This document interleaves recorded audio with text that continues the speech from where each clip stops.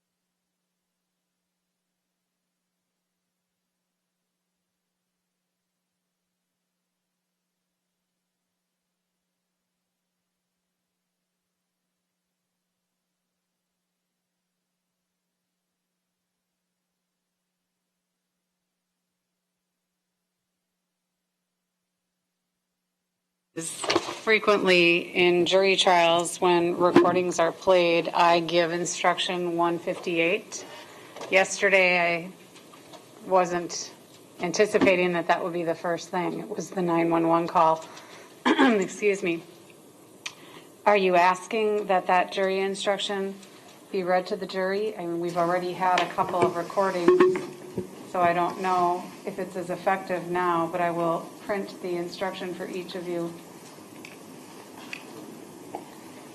I do have that instruction in the list of instructions that the state had proposed. I don't know whether it needs to be read prior to the recording or whether it's still, I think it's still effective even if it's read at the end. If I And recall I've correctly. done that. I have typically modified it. It's written to read before, but I've also modified it frequently to use afterwards and to give it both times. I don't think it's mandatory that we give it prior to, but I wanted your opinion. I'm not asking for it.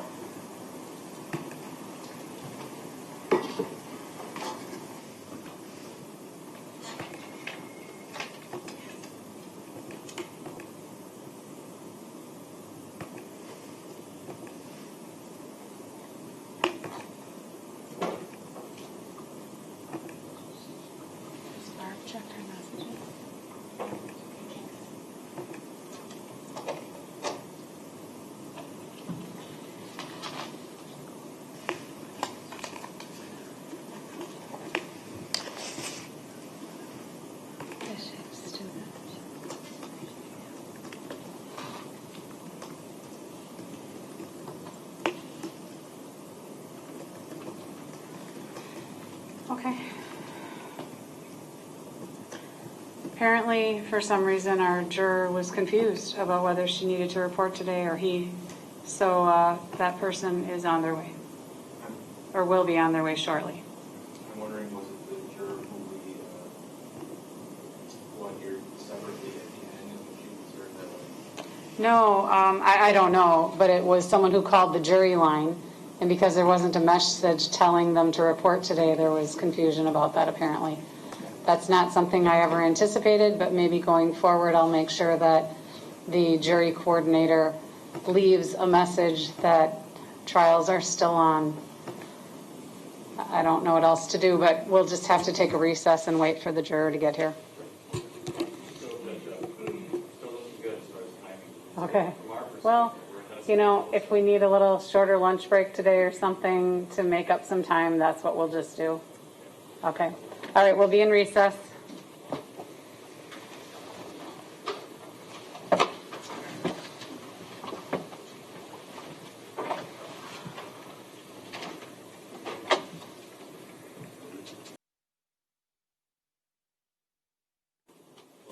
Oh, here she comes. You can be seated, sorry.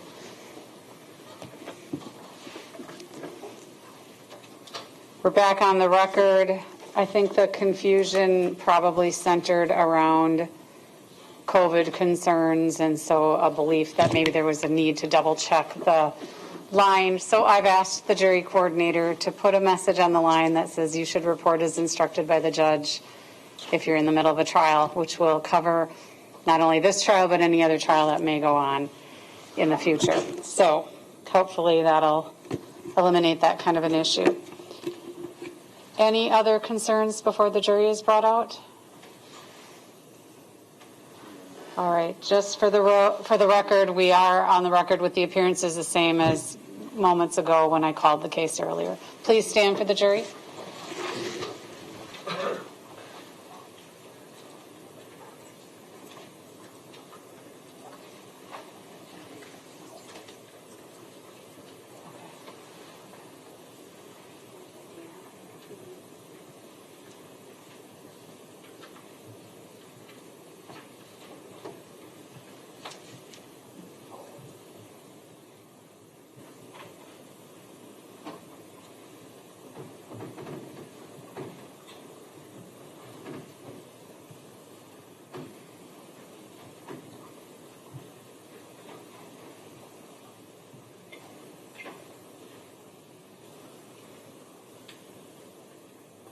Please be seated.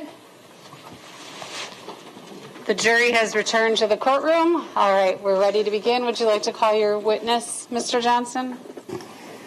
Yes, Your Honor. The state will be calling Sergeant Zachary Holschbach of the Brown County Sheriff's Office. Thank you.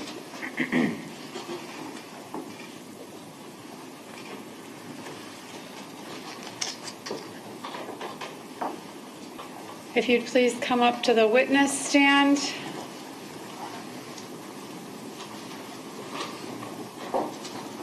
Please raise your right hand.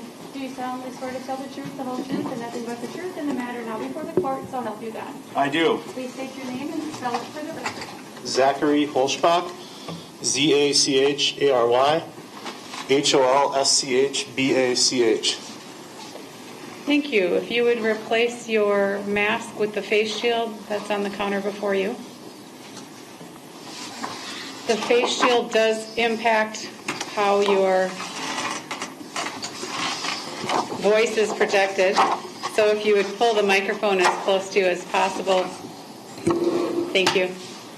Thank you.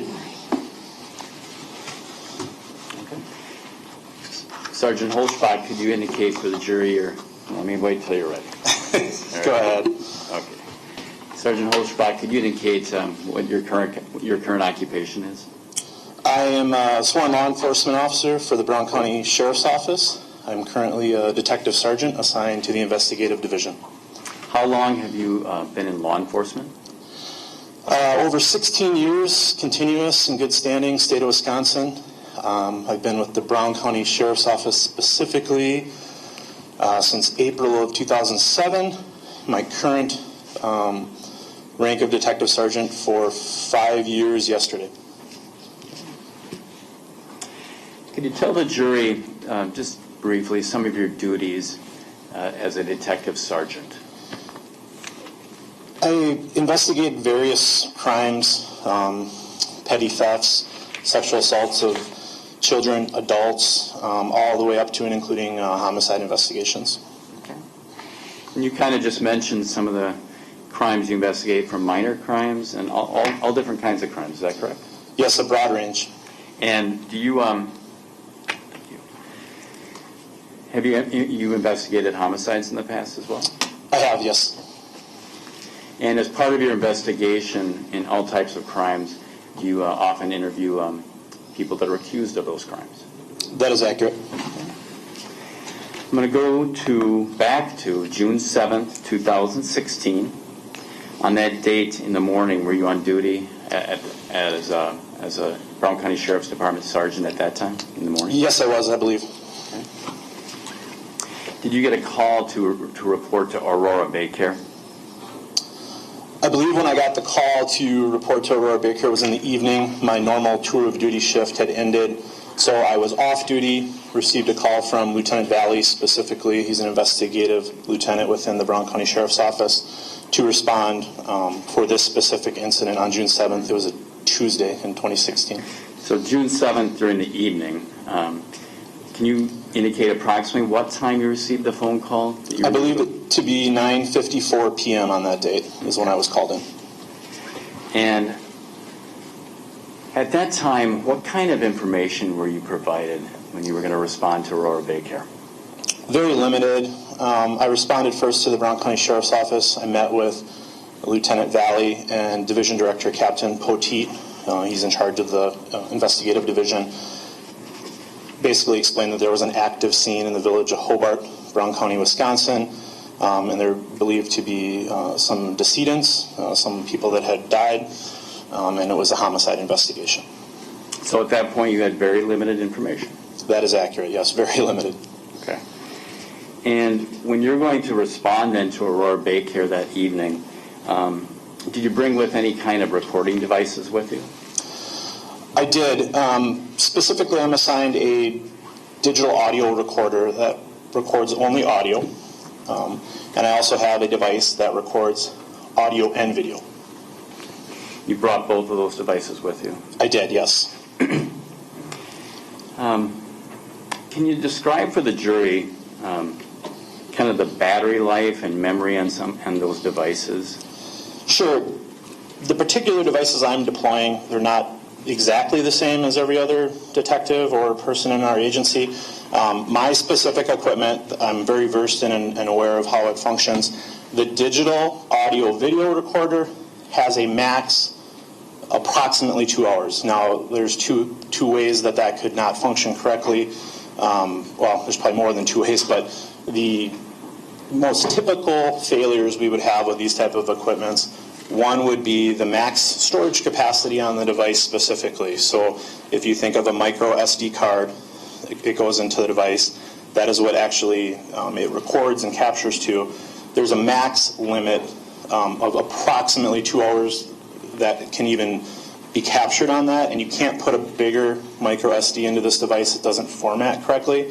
So it's about 2 hours, and I know that going into this, and that's if it has a full battery life. So it charges on like a micro USB charging port. I try to keep it charged so if I get called out in the middle of the night that it's fully charged. So the battery can also fail, and then just like any other equipment, there can be other failures. But the two failures that I highlighted, or just limits, are kind of the typical ones that we encounter for that device. The other device is a digital audio recorder, and that particular device is powered by a AAA. We use a lithium battery, and that particular battery life, I've seen it record up to, actually in this case, I think that one of them actually recorded for almost 8 hours. So that one tends to have more storage and more battery, but it only records audio. Okay. On that Tuesday, June 7th, 2016, did you indicate the approximate time that you arrived at Aurora Bay Care? I probably arrived just shortly before 11:20 p.m., but I know in preparation for this proceeding and other proceedings that I did a preamble or kind of talked on the actual recording, and it was about 11:20 p.m.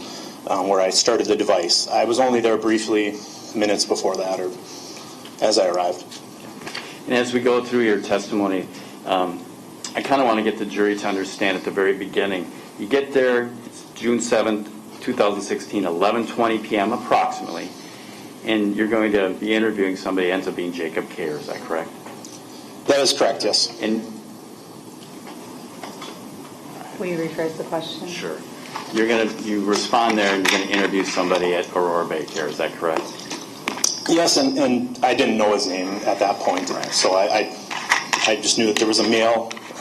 He was in custody, apprehended at the scene of the crime that was still being processed, and that he was at Aurora Bay Care here in Green Bay, Wisconsin, in custody. He was in police custody. What I want the jury to understand right now before we continue is from 11:20 p.m. at Aurora Bay Care, and then an ending time when you finished up your interview, about what time was that? I believe I noted it as 9:02 a.m., so approximately 11:20 p.m. to 9:02 a.m., and that would be Aurora Bay Care, an ambulance ride from Aurora Bay Care to St. Vincent's Hospital, a second facility where we had to process Mr. Cayer for evidence on his body.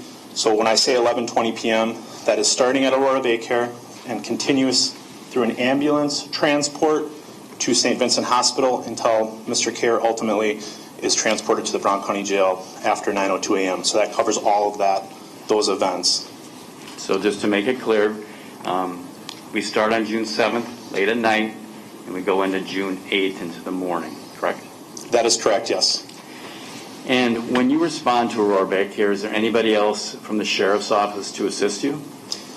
Sergeant Monica Yankee is with me personally. She's another detective sergeant that was assigned at that time. She's often referred to as Nikki. She prefers to be called Nikki, so I believe other people in recordings or reports may have referred to her as Nikki, but that is the same person, Sergeant Monica Yankee.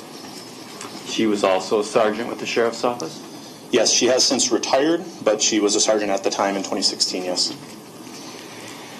When you arrived, you enter a certain kind of trauma room in the ER? Correct. Okay. And when you walk into the room, you see a male individual?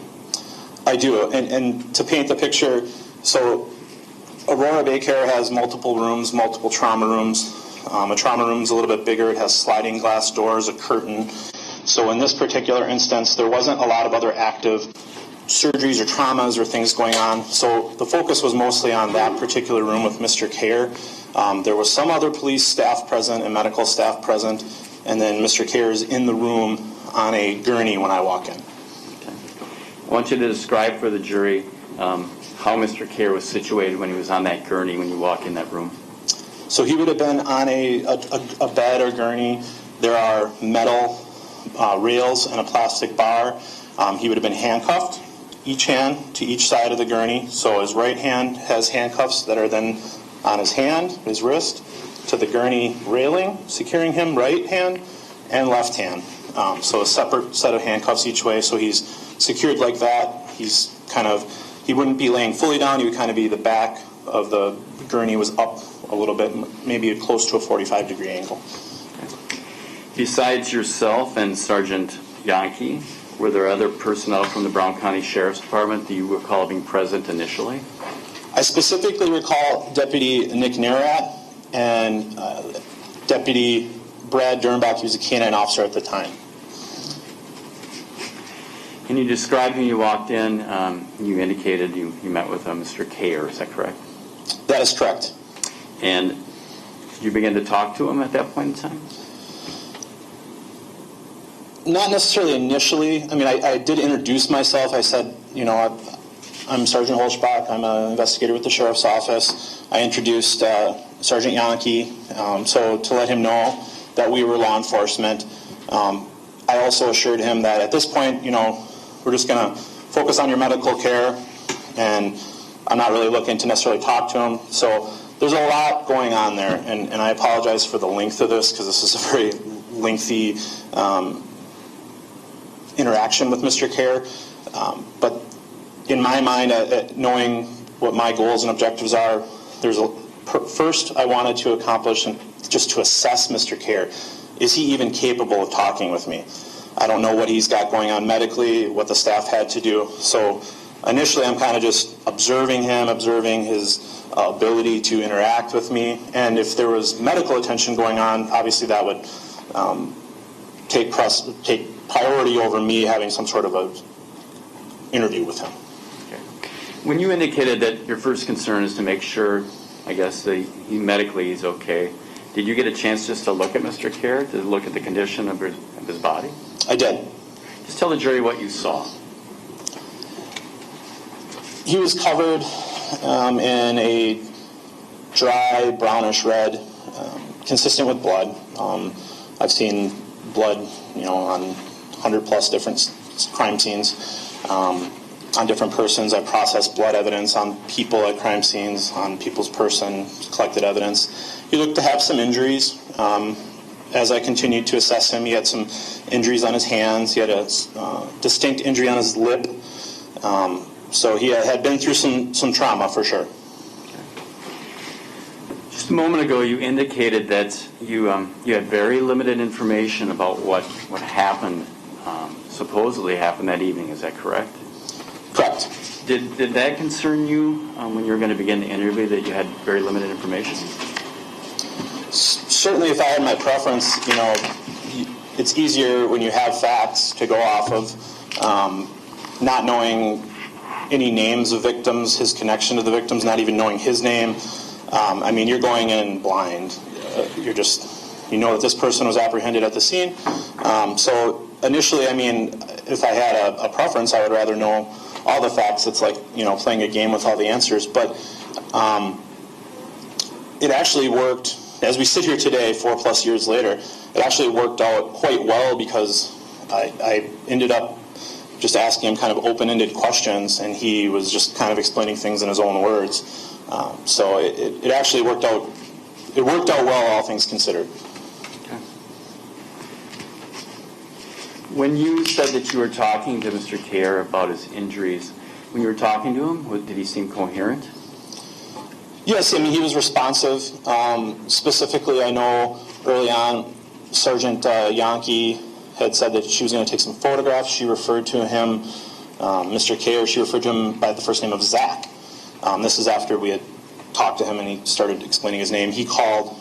Nikki, or Sergeant Yankee, called Mr. Cayer Zach. He immediately corrected her, said, Zach, my name's Jake.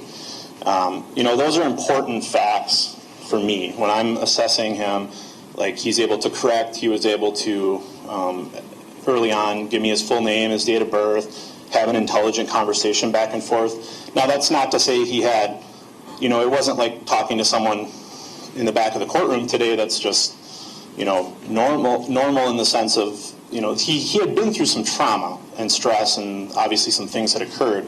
So it wasn't like he was calm, per se. But he was able to respond to me intelligently and correct if we said something wrong. Okay. What if Mr. Cayer was not able to respond to you coherently? What would you have done? I mean, I've just observed some things, if he made utterances or things of that nature, and then kind of continue to evaluate, and then try to maybe interview him later, maybe the next day or something of that nature. So if he wasn't able to provide information, I wouldn't, because of his, whether it's his health or whatever, or if he had been under the influence of something that prevented him. I've had many cases where someone is overly intoxicated or has under the influence of drugs, and they're not able to intelligently have a conversation. So then I would wait until they were able to have that conversation. So that would have been what would have occurred if he was not able to speak to me. But that certainly was not the case. When you begin where you're going to ask more questions about what happened that night, before you get into that, do you read Mr. Cayer his rights? I do.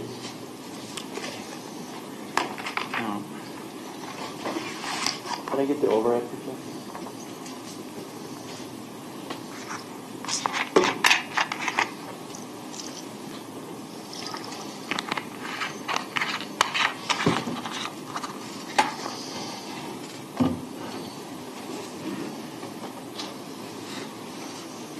Sergeant Holzbach, I'm going to show you what we pre-marked earlier as exhibit number 4. I've got a paper copy with me at council table that's been projected up onto the screen. Do you see that at this time? Yes, I can see it. Why don't you just briefly describe to the jury, it's labeled as a rights form. What is this form? So on June 7th, 2016, this would have been the Brown County Sheriff's Office rights form that we were deploying. We have a new one at this time, but during 2016, this would have been the standardized form that we use for rights for when we speak to someone. And it's somewhat self-explanatory. You fill it in with the incident number. That's the specific incident number for Brown County Sheriff's Office incident number, in this case, the date. And as you go down, you fill it in. Okay. But the part where it says your rights, that part I read verbatim, so word for word. I want to start at the beginning of this exhibit and go over it. At the top of the form, it has some information, including a name. Is that correct? That is correct. And what is the name on the form? Jacob P. Cayer. Okay. And where did you get that name to place it on that form? From Mr. Cayer himself. He spoke to me and gave me all the details, spelled it, his date of birth, the address. He provided all that to me back and forth as I spoke to him. Ron, before I continue, I would like to see if we could do like we did in the past, if we could have to see if Sergeant Holzbach could identify the person that he's interviewing that is indicating he's Jacob Cayer, if he's in court or not today. So what I'm going to ask Sergeant Holzbach, Your Honor, is if the person that you talked to, Sergeant Holzbach, we're going over a form with, you met at WBAY here on June 7th and June 8th, 2016. Is he in court today? I believe, Judge, you wanted us all on council table in the first row to remove our masks to see if it could identify. Is that correct? Yes. So those of you seated at council table and the first row of spectators could please remove their masks. Okay. Yes, I see him. He's seated at defense table. He has a light blue or gray collared shirt with a white undershirt. As I look at defense table, there are two gentlemen in suit coats. He'd be the third male on the right as I look at the table. Okay. I'd ask the record to reflect he's identified Jacob Cayer, Your Honor. The record will so reflect, and then everyone can place their mask back on. Thank you. So, Sergeant Holzbach, as we go through the lengthy testimony today, when you refer to Mr. Cayer, are you referring to the person you just identified in court today? Yes, I am. Okay. And besides Mr. Cayer giving you his name, it also lists an address. What is the address listed? 1681 Cormier. Okay. And where did you obtain that information for an address for Mr. Cayer? From him directly. Was he able to provide you a date of birth for himself? Yes, he was. What's the date of birth he provided? May 25th of 1990. Okay. And then it says the place where this is located. What is written in the form? Aurora Baker Medical Center. Did you just write that in there? I did, yeah. It's 2845 Greenbrier Road, the city of Green Bay, Brown County, Wisconsin. It's a hospital here locally. Okay. The next part of the form is more in the middle. There's a heading. It says your rights. Do you see that on the exhibit? I do. And the rights that are listed there, did you have Mr. Cayer read them, or did you read them out loud to him? I read them aloud to him. Okay. I would like you to do the same today in court, very slowly and clearly with the microphone so the court reporter can hear it. Read them today in court, just the same rights as you read to Mr. Cayer. Sure. Before we ask you any questions, you must understand your rights. You have the right to remain silent. Anything you say can be used against you in court. You have the right to talk to your lawyer for advice before we ask you any questions and to have him or her with you during questioning. If you cannot afford a lawyer, one will be appointed for you before any questioning if you wish.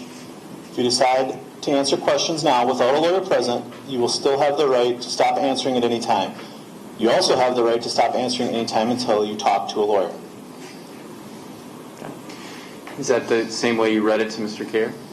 Yes, and then the next portion, I would say somewhere on here it says I can read and write, and they find it and sign it.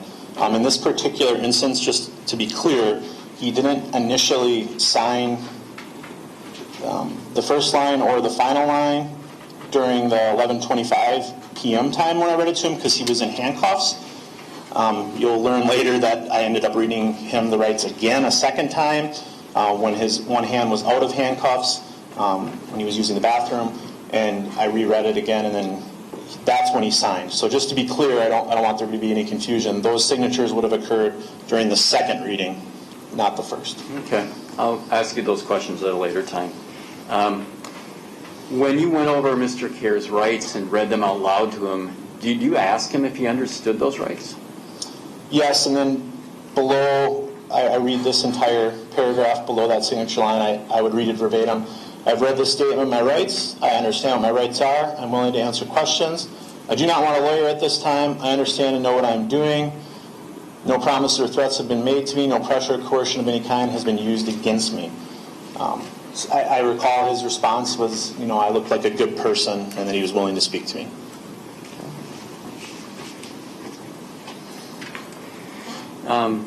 Just before or during this time or just before going over the rights, did Mr. Cayer ask anything of you about recording?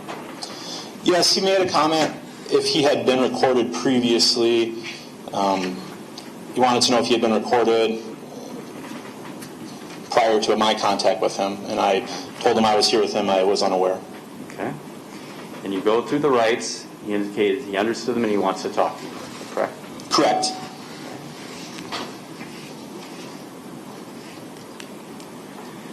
Can you describe for the jury the demeanor or tone that you used during this entire interview from 11:20 p.m. all the way to 9:02 a.m. the next day? Yes, in this particular interview, or on any interview, it's kind of like a dance, depending on how the person reacts, and then what facts you know. And in this particular interview, it was very soft. It was very reassuring. Good job. Tell me more about that. Can you remember anything more? Close your eyes. Think more about that moment. Do you remember anything else? There was some redirection, if I wanted to talk about something he brought up and I wanted to expand on it, but it was very, very gentle, very soft. The whole interview was very gentle and soft. Did you ever have to raise your voice and yell at Mr. Cayer or anything like that? No, not at all.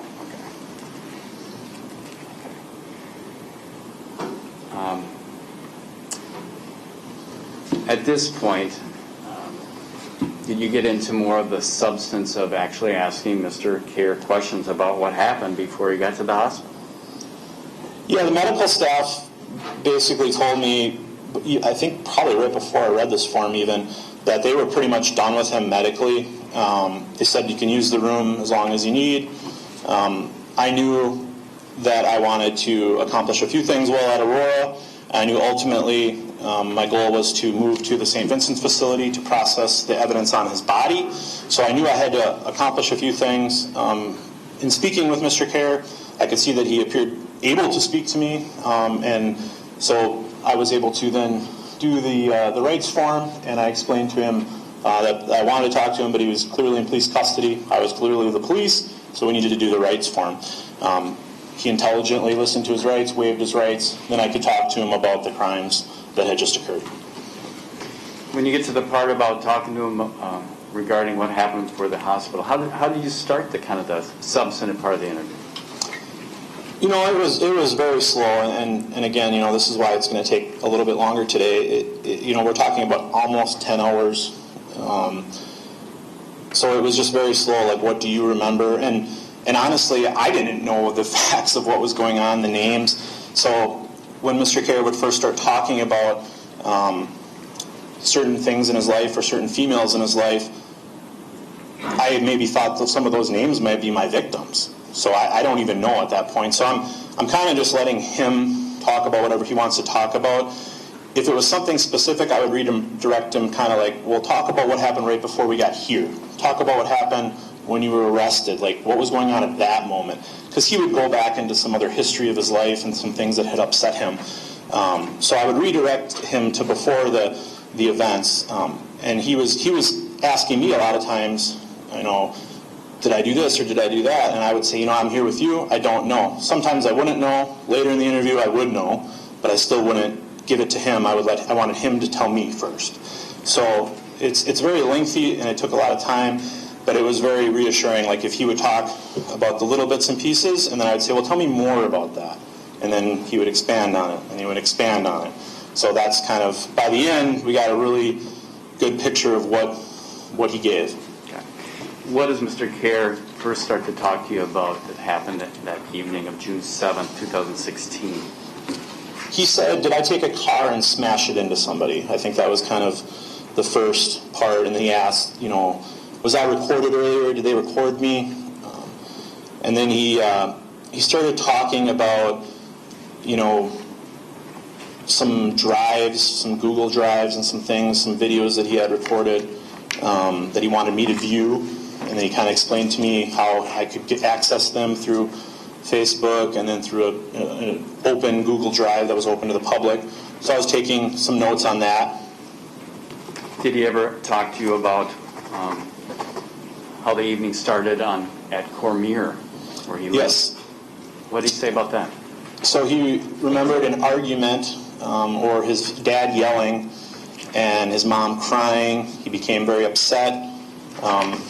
He described it a couple times throughout the course of the interview. He talked about the anger and like a wave of hell. And he got on a bicycle. He would later describe it in a little bit more detail, and was listening to music and left Cormier. Towards the beginning of this interview, did you ever ask Mr. Cayer if he was still hurting? I did. I asked him, you know, are you feeling any pain still? Are you hurting anywhere? And he had described as only his heart was hurting, like not in a physical way. At approximately this time when you're at the beginning of the interview, do you know if Sergeant Yankee is taking photographs? Yes, and she's verbalizing that to him, you know, very, again, inviting, open, you know, is it okay, I'm going to take a picture, Jake? Can you move your lips in a certain way? Or and he was very cooperative with us both. You know, we would ask him to do something, he would do it. He was willing to speak to us. Okay. Again, when you asked him if he was hurting at the beginning of the interview, does he ever mention ketamine? He does. He said that the ketamine must have been wearing off, and I don't know if that was something that was administered or something he had taken before. I later would learn out through the last 4 years that it was something that was administered, and he knew that it was administered, and he knew that its effects, or he was describing that the effects of the ketamine was kind of done now. He wasn't feeling the effects of the ketamine. Okay. Did you talk to Mr. Cayer and tell him that you were going to have to go to a different hospital, as you alluded to? Yes, I did, and he said, yep, that's fine. Not verbatim what he said, but he was okay with that. When you're at the beginning of the interview, or towards the beginning, what is the first female name that you can recall Mr. Cayer mentioning? He describes a Nicole. Okay. And you said earlier you didn't really know any victims' names. If there were female victims in this case, you didn't know their names. Is that correct, at least at this point? Yeah, at this point in the interview, I don't know. So I as we sit here today, I recall putting myself back to that, June 7th, June 8th of 2016. I remember thinking, okay, this is one of my victims, because he had a lot of anger towards Nicole. Okay. So initially I'm assuming that that's likely a victim, and it turned out that it was not. And can you just briefly describe some of the things that Mr. Cayer was telling you about this Nicole?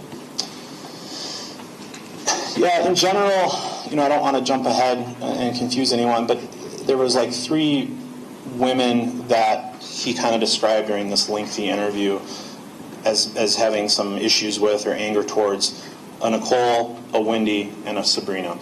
And Nicole, based on the whole interview towards the end, Nicole was the one he had the most anger towards, at least at that moment when he was speaking to me. And he did expand that she didn't live in the state; she lived out of state, so he wouldn't have access to her.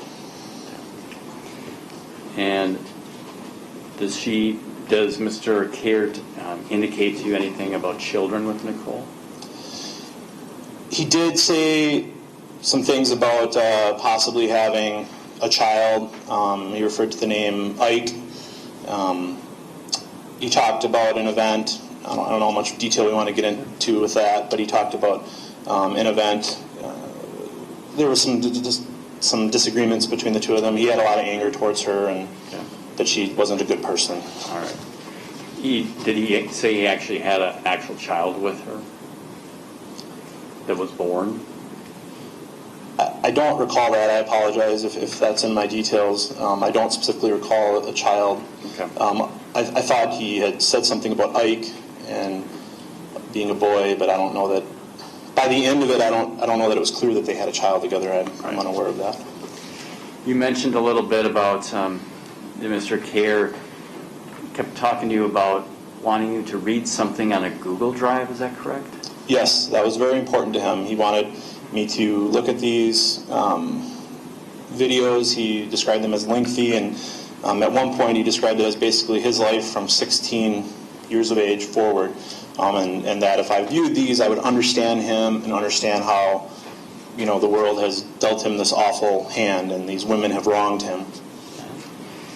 Does Mr. Cayer indicate to you anything about what he wants done with this information on the Google Drive that he wants you to look at?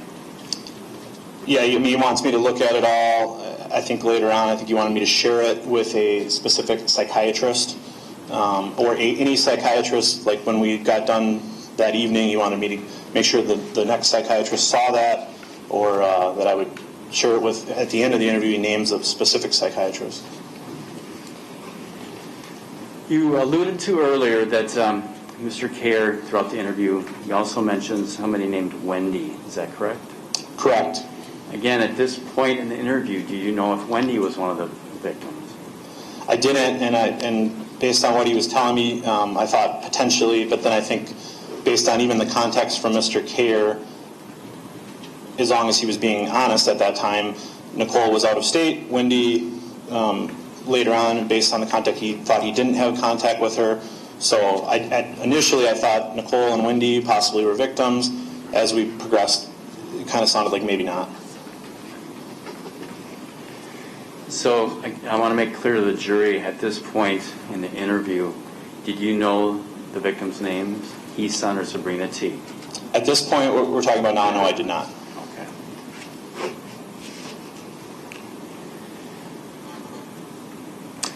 I'm going to go to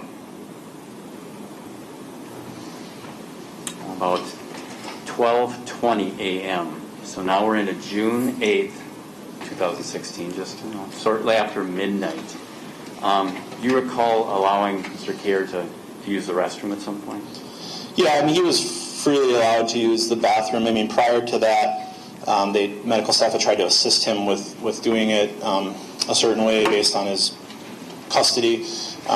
It wasn't working, so then we were able to actually stand him up. Medical staff would stand him up while we were present, took his right hand out of a handcuff, and then he would be able to go to the bathroom standing up. As I don't know any of your experience with medicine, but this is often common when you're in a laying position. It's more difficult. As adults, we learn not to go to the bathroom while we're laying down, so it's sometimes difficult. So he was able to stand up and use the bathroom and free his right hand. And I also, at that time, that 12:20 is significant because I remember thinking, well, I better check to make sure my equipment is functioning, see kind of where it's at. And I looked at the digital audio-video recorder, and it was off. There's a way that it shows me if it's on or off by a light. And I was like, oh, man, I wonder when that shut off. And that was also part of the reasons why I read the Miranda right for him a second time, because I know that this was a significant case. And I thought, well, if it didn't capture me reading this Miranda form, or if it shut off 10 seconds after I turned it on, I'm going to need to cover Miranda again, because I can say I did it, the witnesses could say I read it, but I know that I probably needed to reread it. So that's ultimately, I activated a digital audio recorder and read the Miranda form again. Okay. So first recorder was digital audio, sound. Correct. And video. Next device you start is audio only, sound only. Correct. Okay. And I'm just going to go back to exhibit number 4. The bottom of exhibit number 4. You mentioned earlier that when you first read that form to Mr. Cayer, he couldn't sign it because he was handcuffed with both hands to the bed. Is that correct? Correct. And there's 2 spots for Mr. Cayer to sign. Is that correct? It is correct, yes. Okay. So then, when you notice that at some point your audio video had stopped, do you go through this entire form again with Mr. Cayer? I do. You actually read out loud, verbatim, all of his rights again to him?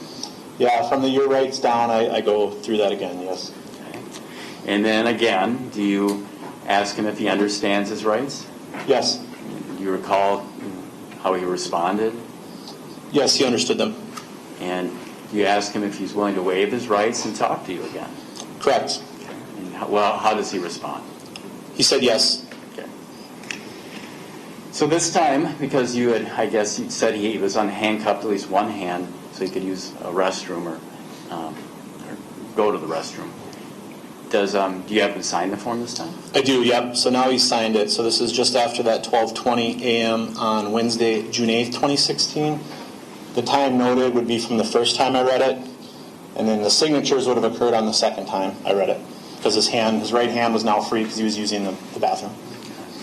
The bottom of the form says a time of 11:25 p.m. Was that the first time you read the form or the second time? 11:25 p.m. would be noting the first time I read it. Okay. Now, because you didn't know when the digital audio, the first recorder, shut off, you said you eventually turned on the audio only, correct? Correct, yes. Is there then just a short time, do you believe, that's not recorded on this interview? Upon review, I believe it would be approximately 11:54 to when I activate the audio at 12:20. At the time, I don't know that. I don't know what was captured and what wasn't, but upon later review, that would be the time frame that I noted that was not captured. Okay. All right.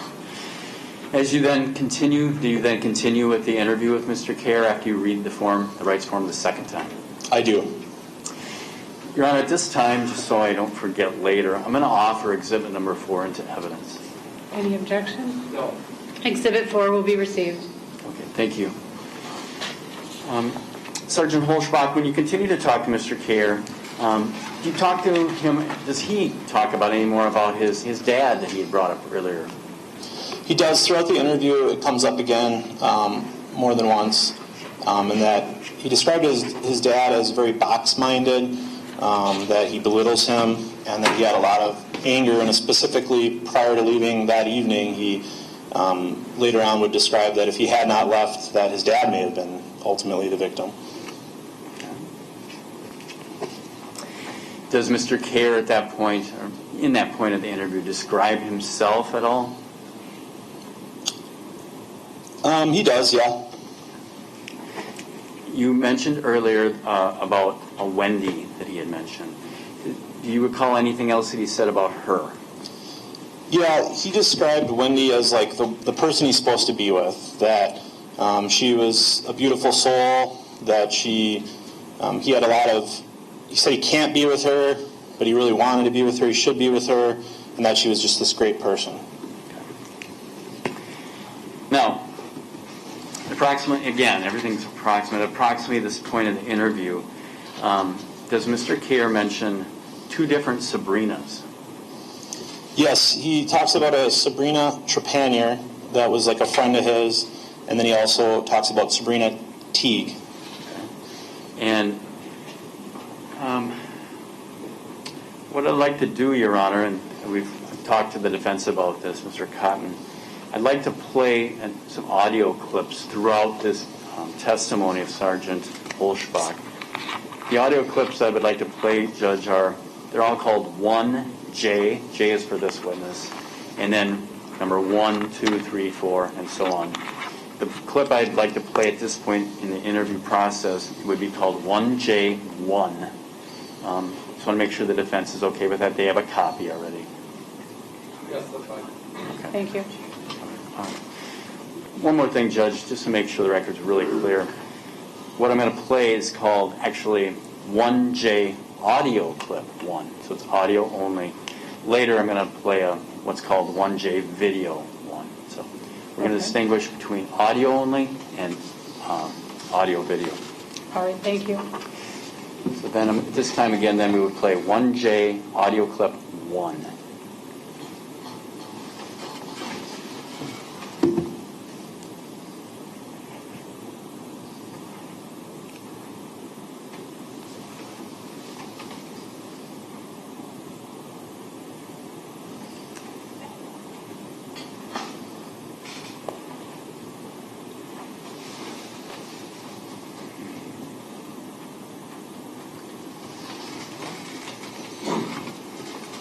Just need a moment, Your Honor. It's not a good sign when it reads nothing to show here, try a different filter. I know. Technology is great when it works, just like when audio-video recorders break down and things.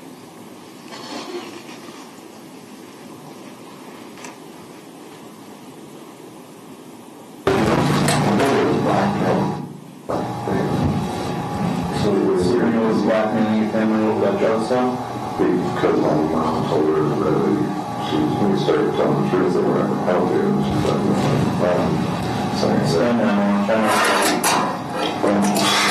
she's not so good, but very reassured. Listen to Sabrina said you hit her on her shirt? Yeah, she was 20. She also said it was an attempt. It only been an attempt twice. Once was with her best friend, and mine was something that got reported to the police. No, it never happened. Never happened. She told her mom it didn't happen. And you know what? Also, the other time around time was like us before the people. My mom went out, and said, my son's in jail for people like you. And she told the truth. And then my sister called her, and she told her, she actually had a small recording of my sister talking about that. So Sabrina told your mom and some other people that you raped her in a tent? She used it as blackmail, and my mom told her out on it. Blackmail for what? What did she get out of it? She just wanted, she's just stupid. She didn't nothing like it. She was just stupid. Attention or? Attention, and also because she has nobody, and my her ex. So to get her found, she brought up on my family. Did she have a boyfriend right now? Fuck this one, sure. We can do whatever she wants. But she also said this to Coleman too. That she's talking about their life records, both of them, and she called her too. And she was walking around. You know what? You was her with the migraine. The fact that you're black man, it's not cool. The fact that fucking that never by any means. So I just made a kid, shut the fuck up and knock her out.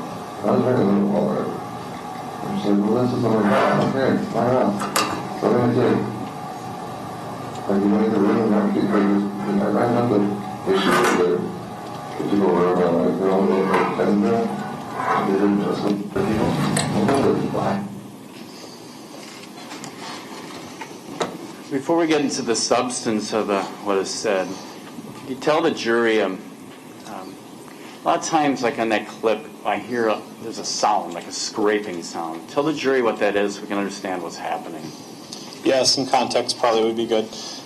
So the loud metal that you hear is the handcuff going back and forth on the rail, or one of both handcuffs going back and forth on the rail. Throughout this, most of the time, Mr. Cayer is speaking very softly, and he tends to mumble a lot. So it's very difficult, even for me, it sometimes was hard to hear him with my actual ear while I was there. At this point in the interview, the recording device is probably not super close to him, but it's like within a few feet. I recall throughout the lengthy interview that at times I was almost putting the recorder like right behind the back of his head just so I could pick up what he was saying. It was so labor intensive to try to capture it, and I knew I could barely hear it. And having used this equipment numerous times, I knew that sometimes you can even hear things that don't quite get on the recorder. So I was doing my best to try to capture what he was saying. Obviously, there's some other noises going on, and he was speaking softly. So at times I would hear what he would say. I would repeat it to make sure that he agreed, yep, that's what I just said, so I didn't mishear it, and also just to memorialize it and capture it again. So he would say something, I'd say, I would repeat it, and then he would agree that that's what he said. At different times throughout this interview, he would actually correct me, though. He'd say, no, that's there was a name, I thought it was a city. He corrected some things. So if I did repeat back to him and it was wrong, he would correct me. So that's also important in the big picture to make sure that he could intelligently say, no, that's not what I'm saying.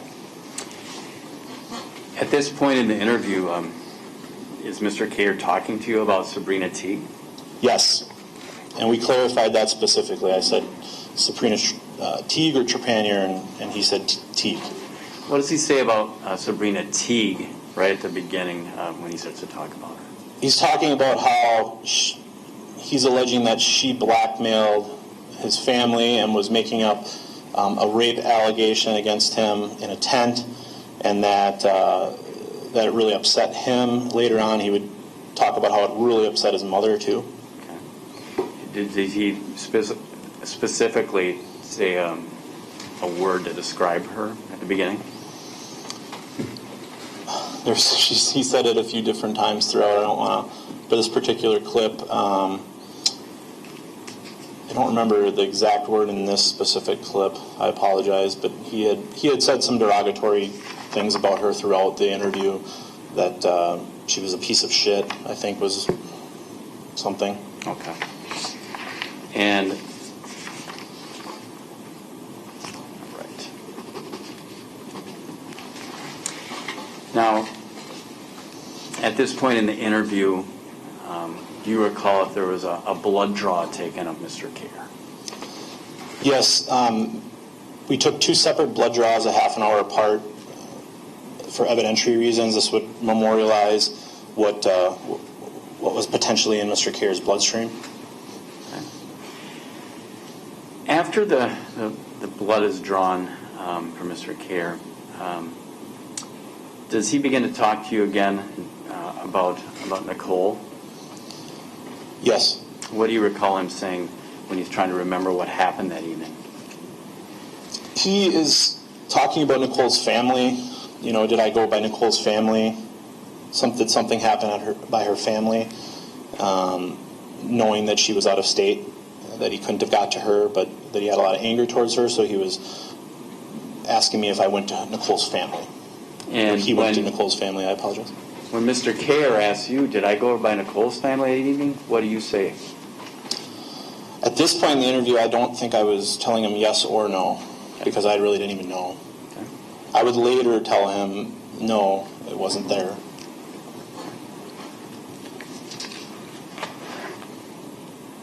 Okay. Do you, throughout then this portion of the interview, are you just encouraging Mr. Cayer to try and remember himself? Yeah, I'm just expanding on anything he wants to talk about, directing him to events just prior to my contact. So if he started talking about historical events, that was clearly not just before my contact with him, I would let him talk about it to a point and then try to redirect him and say, well, can we talk about what happened right before you came here? Or if he did talk about something specific, I would then try to expand on that. Do you recall indicating to Mr. Cayer to basically close his eyes and try and remember what happened that night? Yes, and I said that a few times throughout. I just said, go ahead, close your eyes, and I know that that's helpful, based on doing this for many years. Sometimes you close your eyes and think about something, and then you remember a little bit more about a detail, a sound, a smell, something that can help your memory. At this point, Your Honor, I'd like to play 1J audio clip number 2. Like before you came to the hospital, what happened? Because you're here, man. You got. I mean, look at your hands. Look at your body. You're all messed up. So what happened? I gotta figure that out.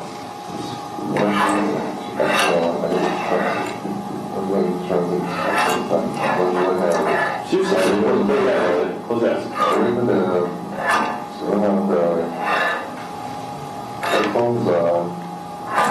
I know you can do this. Like you're smart, dude. Put yourself there. You got it. Yep.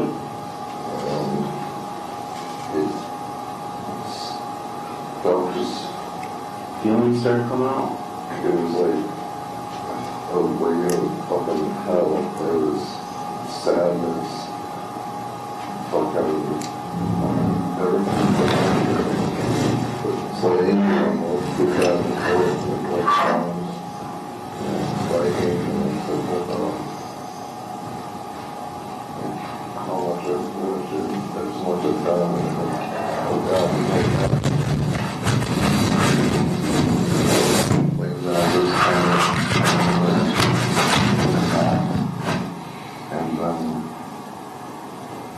Talk about the anger.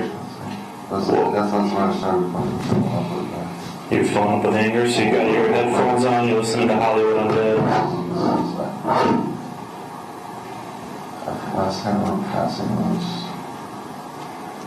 I know I passed Papa John's. Past Papa John's. I remember these past Papa John's. You headed out on Mason Street? Or which way? You going 172? That's towards Mason. That Papa John's there by the Grand Central Station?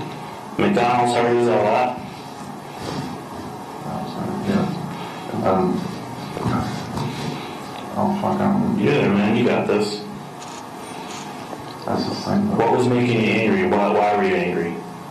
Because of fucking women treating me like shit. Women treating you like shit. Yeah, the only person I ever fucking heard that was only when me telling me I don't want to put my time to hit this fucking band because it's a long time Yeah, that's not cool. and they hit me. Let's stay on this, though, because I want to figure this out. I know it's prison, even though it's hard to describe what it was. So you driving? I was right on the bicycle. You're on a bicycle. Like before you came to the hospital, what?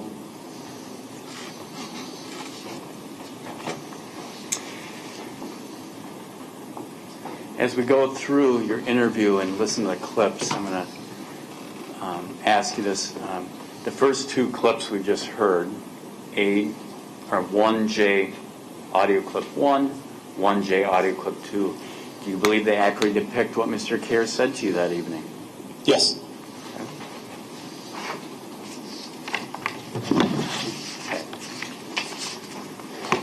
I want to continue forward after this audio clip we just played.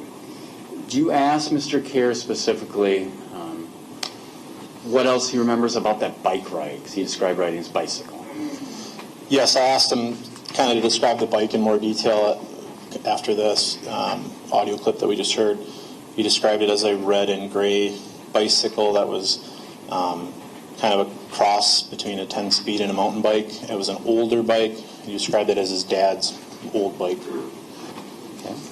When you're asking him about that initial bike ride, when he said he's trying to remember, does he ever mention a park? He does. He specifically talks about leaving the Cormier address on the bike, listening to music, specifically a band called Hollywood Undead. And he talks about kind of trying to remember his route of travel, and he remembers going by Papa John's, and then he talks about a park, Pamperin Park. When Mr. Cayer described to you about listening to the songs, does he say anything else about that? He's listening to these songs. Yeah, he described, just anger and just everything building up, and just really, just how, I think he used the term at one point, not to be redundant, but like a wave of hell, and then it was just he was just really upset.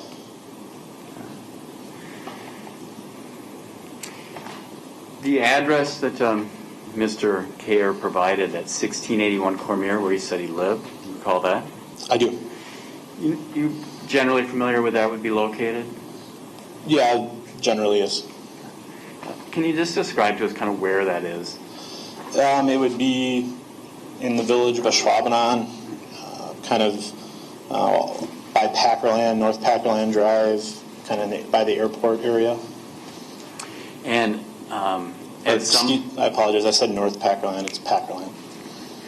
And are you familiar with, eventually, where 1368 Riverdale Drive is located in Hobart? Yes, I do know where that is. Okay. Probably different routes to take to go from Cormier to Riverdale Drive, 1368. But is one of the routes that you could take to go down Packerland and go past Pamperin Park? Sure, yes.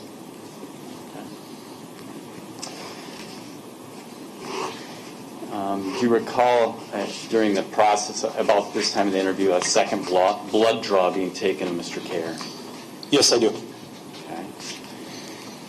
And during the blood draw itself, do you recall Mr. Cayer remembering or saying he remembers another piece of information?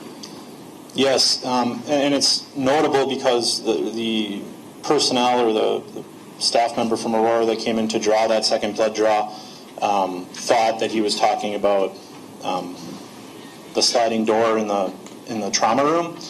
He had said his face lights up, Mr. Cayer's face lights up, and he looks very scared, and he talks about a window.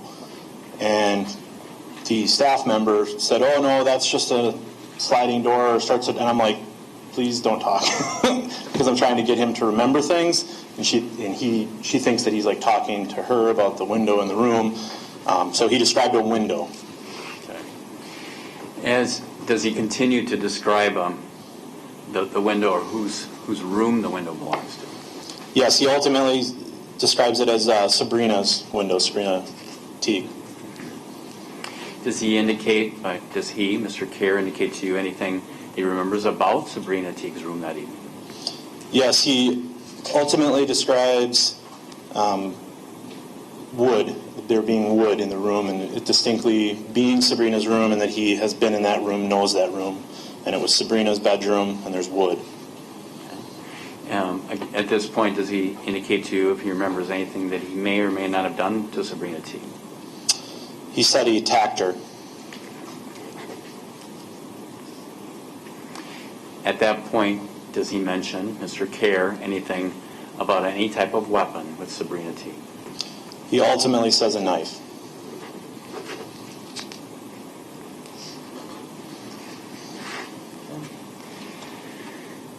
When you're talking to Mr. Cayer, again, at about this point in the interview, does he ever ask you about Sabrina Teague's condition?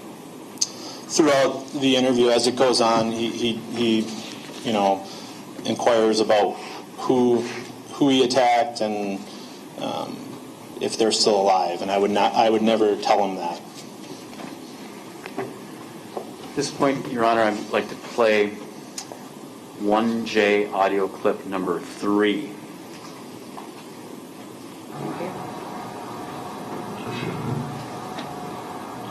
Is who okay?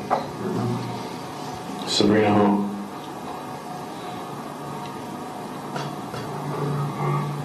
Is she okay? Sabrina Teague? What happened with Sabrina Teague? Tell me about it.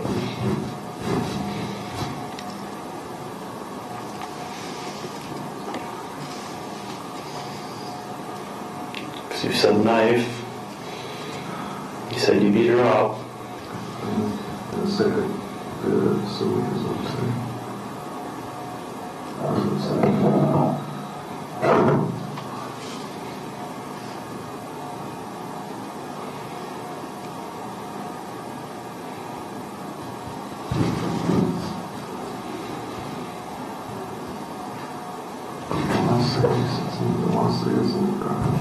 In the garage?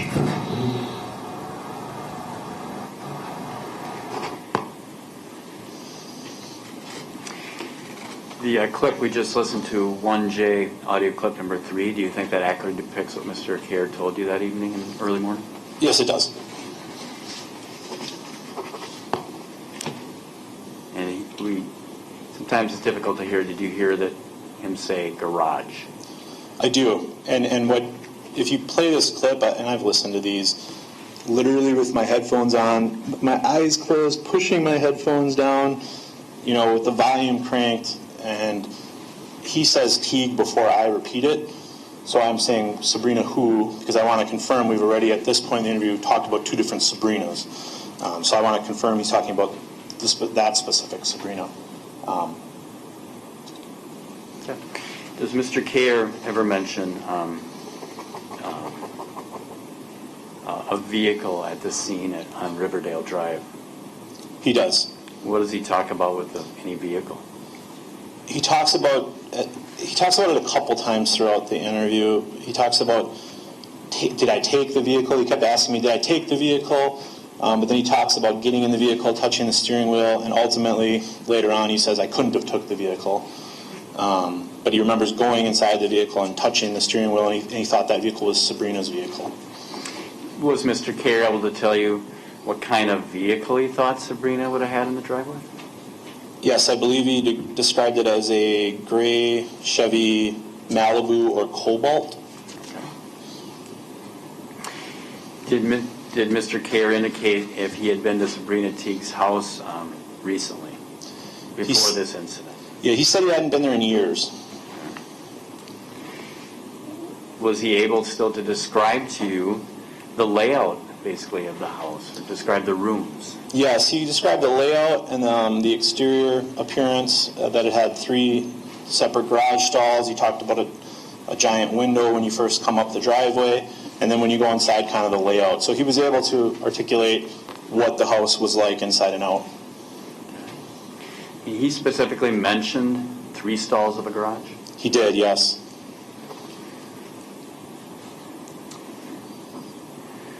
At some point, do you ask Mr. Cayer who is Sabrina's mom? I do. Okay, I'm going to stop you for a moment, and I'm going to like to play 1J audio clip number 4 at this point. Upstairs, I think it was 2 or 1 down the hall, another room down there. What's your mom's name?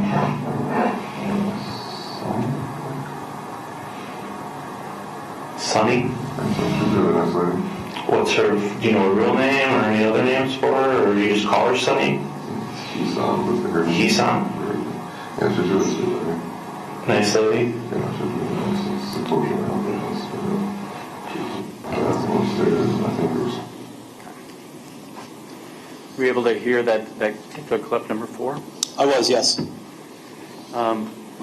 When you think back to your interview and listen to the audio, it says that Sunny's a real nice lady, and then what did Mr. Cayer say next? He said it's unfortunate how things turned out.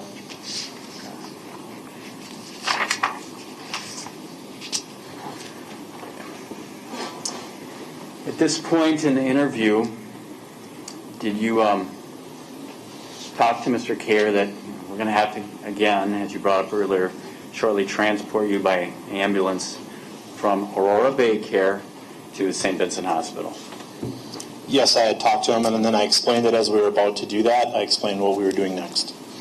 At this point, does he remember something else, another kind of piece of information, so to speak? Yeah, he described wetness. He had said garage, he said wetness, and then said cement.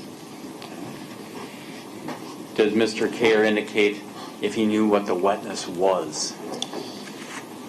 At different times throughout the interview, and I know that he described it as potentially blood, but then he also was able to say that it was a water or a shower at one point. He also talked about wetness being in a sink. I don't want to get too far ahead, but it's just a really lengthy interview. We'll go one step at a time. At this point in the interview, as a reference point, about 1:20 a.m., are you ready to go with Mr. Cayer by ambulance from Aurora Bay Care to St. Vincent Hospital?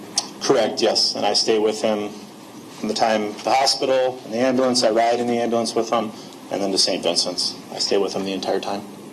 Because you're with Mr. Cayer in the ambulance, do you continue to talk to him when you're in the ambulance? Yes, we continue to talk, but now, if you thought those were hard to hear, the ambulance and the diesel and all the noises in there, it's very difficult to hear. You can still hear it, but it was very labor intensive to re-listen to this. Okay. When you're in the ambulance, when you think back to this, with Mr. Cayer, again, as a reference point, we're talking about June 8th, now 2016, sometime shortly after 1:20 a.m., does Mr. Cayer mention anything else about his mother when she was crying? Yeah, he said that Sabrina had really upset his mother, like that it just destroyed her, the rape allegation, and that it made him specifically mad, that it upset his mom. In the ambulance itself, does Mr. Cayer talk about that window again? Yes, he described the window and like how it was broken, and that's how he made entry into the bedroom. At this point, Your Honor, I'd like to play 1J audio clip number 5. What do you remember? Tell me about it. Hey, buddy, do you remember? It's okay. What do you remember? What's that? Stab there?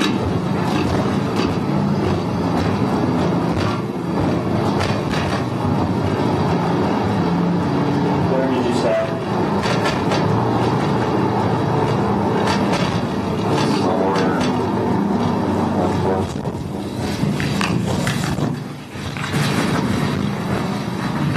Your neck or torso? That's what you said? Do you remember? What hand do you have the knife in?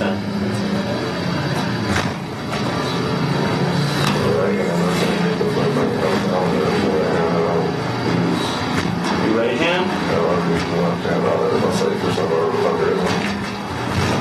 Where did you stab her? You said you remember that now. Where? A lot of blood? Yeah. And you remember your stuff. Now, I know you mentioned earlier that it's more difficult than the other clips to hear, but is this a clip from one of the clips from the ambulance? Yes, it sounds like it, yes.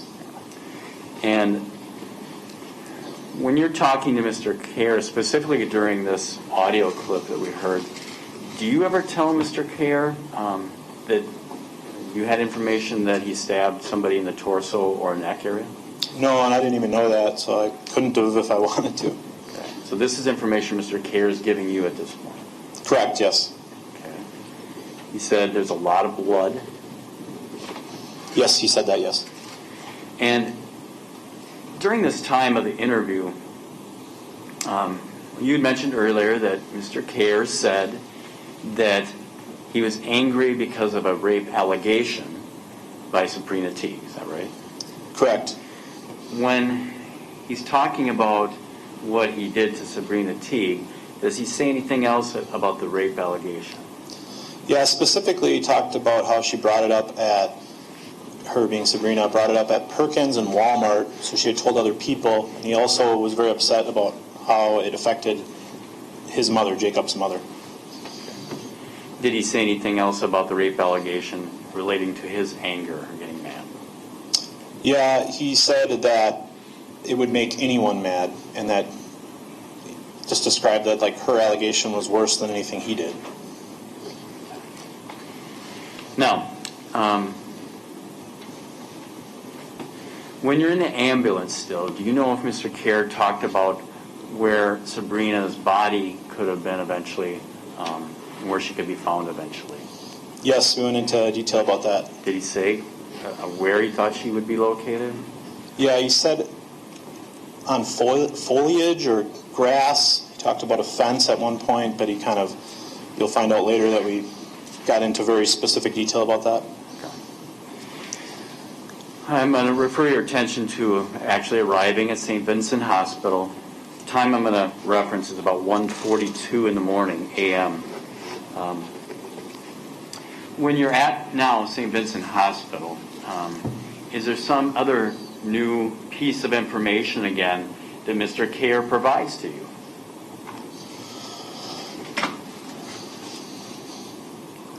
Yeah, there's many things. I'm trying to remember this specific timing of this. He talked about a bathroom person, and then he also talked about washing his feet in a sink at one point. I'm not remembering exactly if it was which event he was talking about at this exact moment.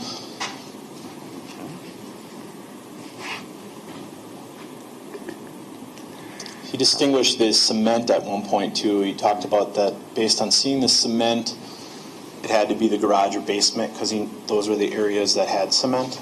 Okay. Does he ever bring up to you the word blanket?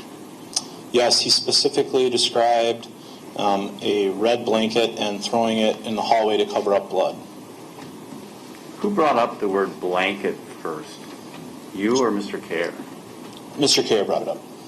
At this time in the interview, did you know anything about a blanket at the scene? No, I did not. Does Mr. Cayer ever talk about any kinds of shirts somebody might be wearing at the scene of the crime? He did. He talked about he called it a gas station shirt, basically a work shirt. He described it as being the uncomfortable shirts that no one wants to wear. He would come into greater detail about the shirt as being either a Subway or a Burger King shirt, and described the emblem, the oval emblem, and the colors on it in more detail as we went out throughout the interview.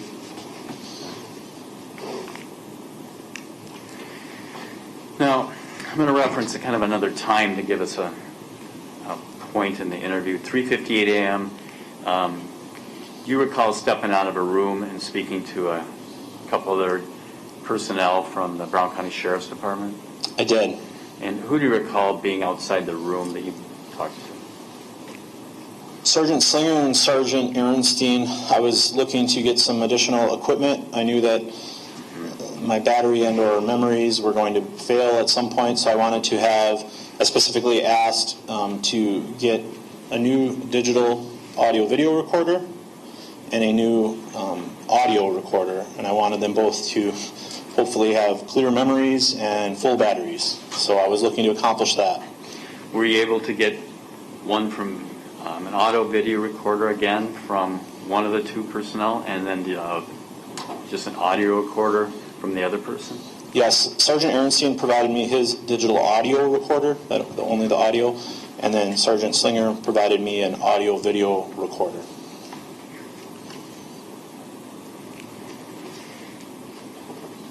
Do you know, again, sometime early, kind of closer to 4 a.m., if the audio-video recorder that you had, if that stopped? The second one? Yeah. It would ultimately have stopped. It captured about that approximate 2 hours. Like I said, I knew it could. The digital audio recorder, I actually stopped that to change the other one, so there was just a slight overlap. So I start the new digital audio recorder and say, I'm starting a new recorder. You would be able to hear that on the recording. And once I see that it's recording, the new one, then I shut the old one off. So there's a few seconds of overlap because I knew this one battery was going to die. Okay. Now, I'm going to keep going at St. Vincent Hospital with your interview with Mr. Cayer. When you're talking to Mr. Cayer about the outside of the residence, where you talked about Sabrina, does he ever talk to you about where she might have fallen? Yeah, he kept saying basically she would have been running from the garage towards a fence and towards grass, and he used the word grass at one point, but he also used plants or foliage. He said foliage a few times. Okay. Does Mr. Cayer ever indicate to you anything Sabrina was trying to do in relationship to that knife that he said he was using? Defend herself, fight, get it away from him, and then ultimately flee. When you're talking to Mr. Cayer, you mentioned that at various points he would reference a lot of blood, and then he also would say water. Is that correct? Correct. When he eventually, again, starts at St. Vincent to talk about a lot of blood, does he tell you what room he remembers a lot of blood in? He did. He said the bathroom, and then he would describe that being a second victim in a bathroom, independent of Sabrina. When you're talking to Mr. Cayer about the bathroom, does he begin to try and tell you who he thinks might have been in that bathroom at the scene of the crime? Yes, he ultimately is able to say that there was an attack with Sabrina, and the gas station shirt person was by Sabrina during that attack, and then the bathroom person is a third person, 3 total. And the bathroom person, he ultimately, initially was thinking it was a female, and it was either her friend, sister, or mom, her being Sabrina Teague. So he's saying the bathroom person is a female, Sabrina's mother, which is Heesun Teague, sister, or maybe another girlfriend. And that's initially what he's saying. When Mr. Cayer is talking to you now about the bathroom, does he ever indicate what kind of motion he may have been doing with his hands in the bathroom on Riverdale?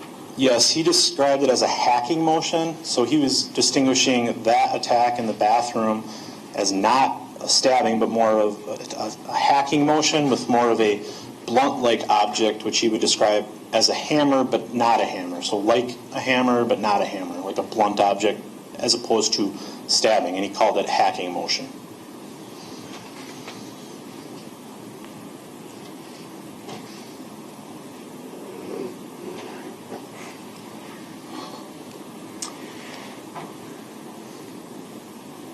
Do you ever ask Mr. Cayer if he attacked Sabrina in more than one spot? Yes, he described the garage and then outside of the residence.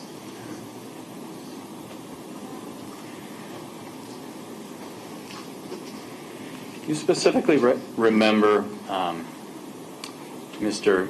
Cayer talking about attacking a house full of people? Yes, he did say that. Tell me, to the best of your recollection, what he said about that. There's different parts throughout the interview. He talked about one of the victims getting away and summoning 911 or police. And he said, I attacked a house full of people. He said things to the effect of, what did they come home to, and things of that nature.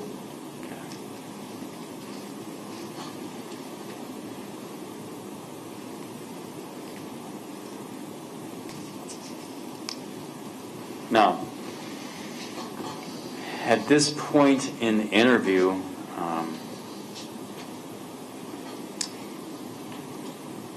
can can you summarize for the jury what you learned from Mr. Cayer as far as what people he is saying were in that house and attacked?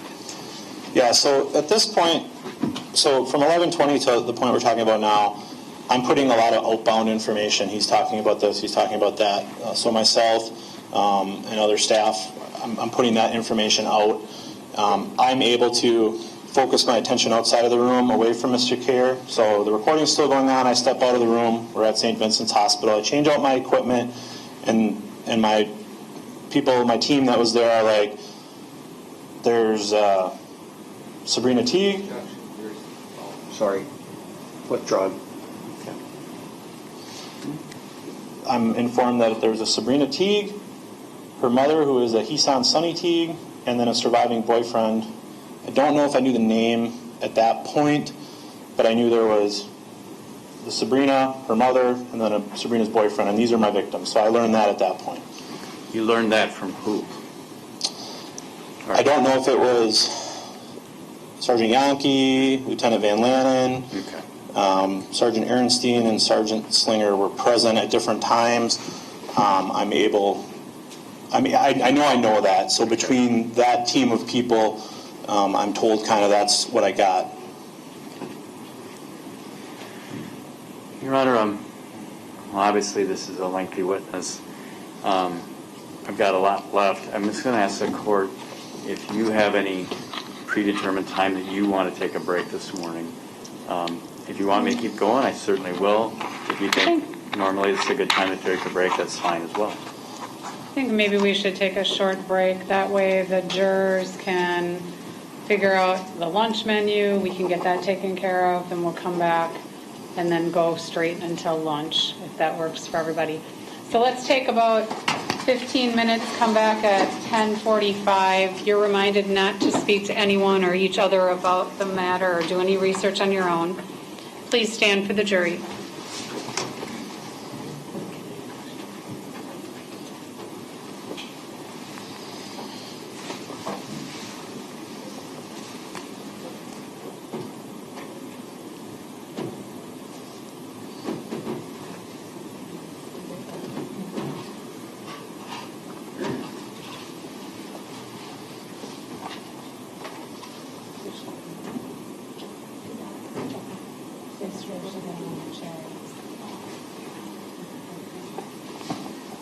Please be seated.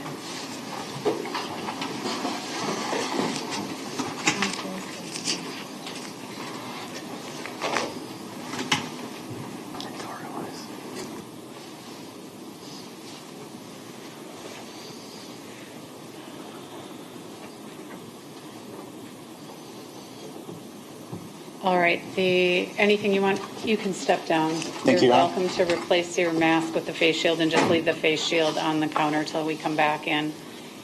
The only thing I wanted to make record of, I don't know if anyone else does, my count is there would have been 11 people that removed their masks when there was an identification. Anything else anyone wants to put on the record at this time? The only thing we wanted to put on the record was before Your Honor came out, your clerk asked about whether we wanted any instruction on that other acts issue. That would be instruction 275 from our perspective.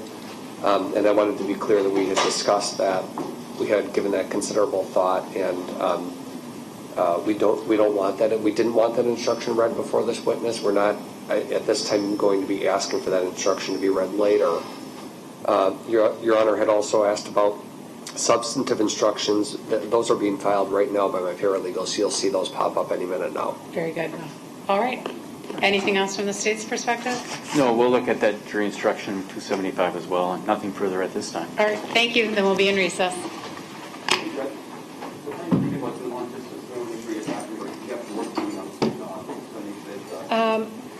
A good stopping point anywhere from 12 to 12:45 is what I would think. That we would start it anywhere around there.